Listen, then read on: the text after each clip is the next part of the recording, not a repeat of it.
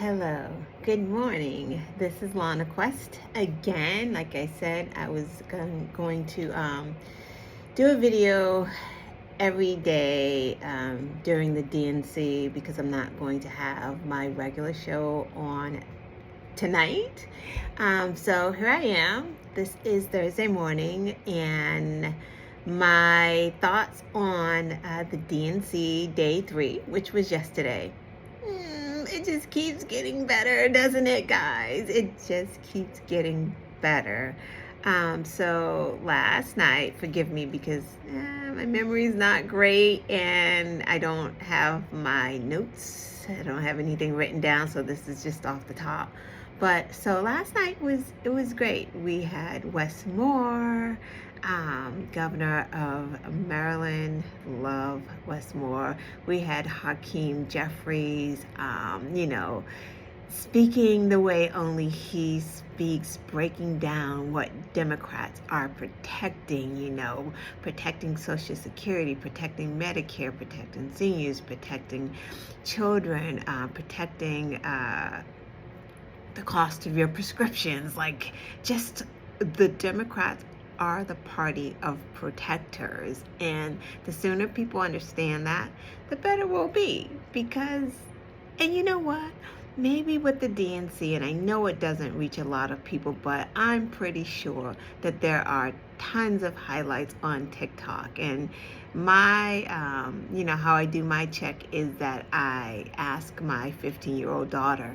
The other day I was like, did you see Michelle Obama's speech? Because she wasn't around in the house when Michelle Obama was speaking, because I would have made her sit down. And I'm like, did you see it yet? Did it come through your TikTok yet? And she's like, no. And then the other day, I think it was yesterday maybe, she's like, oh no, I saw it. So this stuff will be on TikTok, so people will get these highlights. And it's like, Republicans can't fight this. There is no defense to this. How do you defend a party who's talking about your freedoms, protecting your freedoms, freedom to choose, freedom to go to the grocery store without being in a mass shooting, freedom to go to a parade without being in a mass shooting, like freedom to have your children read the books that they want to read in school without some crazy Republican MAGA woman who's never read the book saying, oh, I don't like the content of it. No, free to have our children learn about Black history. Free. How do you defend that as a Republican? Well, it's bad for you, so freedom's bad for you. So how do you defend that? You can't defend that.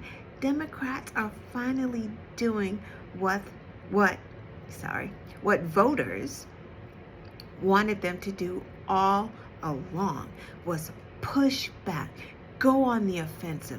You can do it. And we have the perfect messengers, right? Because the messengers have to start from the top in the political arena, right? We had Biden, who is a great leader, bad messenger.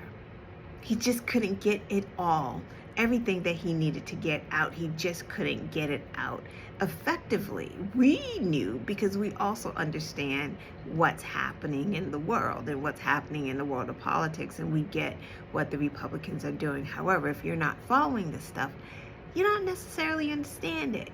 So what Kamala has been able to do, and Tim Walz has been able to do, is break down the communication barriers, put it in simple terms. This is what we want to do. This is what the Republican Party has been doing, and it doesn't work. Look at them.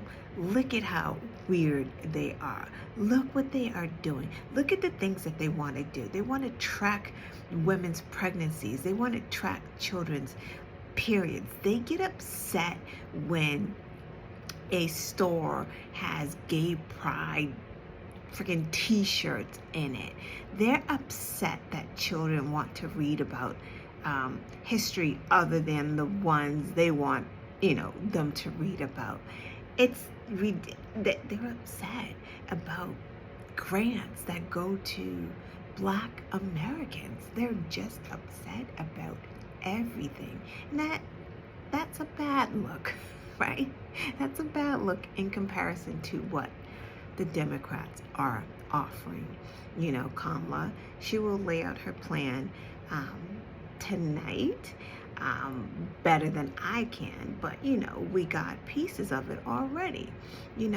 Lowering the cost of childcare, giving up to $25,000 to first first-time home buyers. That's big because housing is big. Extending or reinstating the tax credit, child tax credit.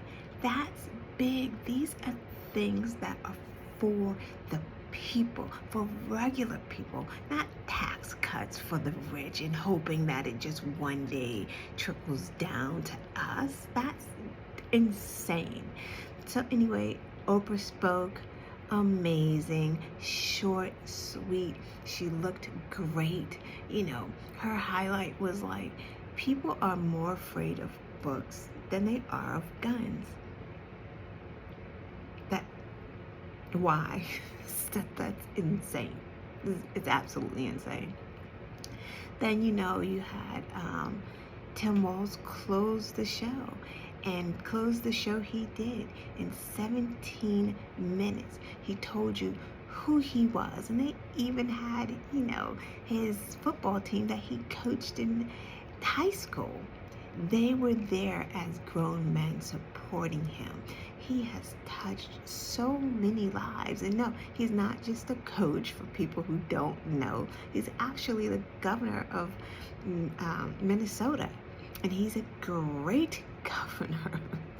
I didn't know, but just to hear about the things that he's doing for that state is friggin' amazing. I'm not going to take the time to go through it all, but just look it up. That state is booming. It's a case model. But to see his family there and his son ugly crying and his daughter ugly crying just because of who he is. Kids just don't do that.